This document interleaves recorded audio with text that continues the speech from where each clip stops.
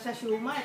Alam mo si Basyon, nung niya nag-graduate, sa Alonso yan binili, sa Escolta binili yan sa katot niya. Ikaw sa Shumart lang. Pero ako naman ay kudan Karen. I just wanted the shoes in Shumart. Si Mano din yun talaga, oh.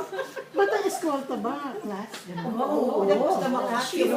Teodoro Alonso, yun ang ano, si Shumart nasa Carriedo lang eh, sa Quiapo. Pero alam mo ate, si Lola Basyon, mahal na mahal nila. Oo. Mahal na mahal nila. They love Kaya siguro sinasabi niyo yun kasi mahal na mahal na talaga. At saka talagang parang kapatid. Oo, parang akala nga nila kapatid nila si Ana Basyon. Years lang yata andito na sila. Akala nila, nung nang nililigawan daw ni Papang si Mamang, karga-karga nga si Ana Basyon, baby pa yata, o 1 year old, 2 years old, bigla ba naman daw siyang hinalikan? Sabi raw niya kay Papang, you pig!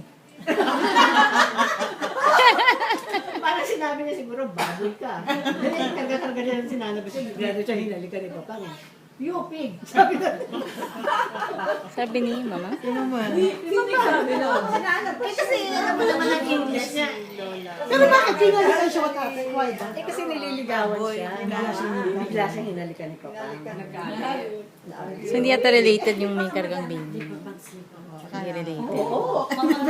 Pero parang yung sabi niya, sinara ba siya? Yung mother ni Ramon is the sister of Papa. Kaya we're related. Sister. Kaya pamangkin siya ni ano. O kaya sa double ang aming relationship. She is my cousin. Kasi at the same time, ayaw na ayaw ni Papang si Ramon.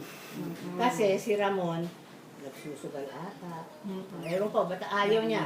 Nung napansin niya na nanliligaw na kina Basyon, sabi niya, sabihin mo dyan kay Basyon, huwag yan papatol kay Ramon.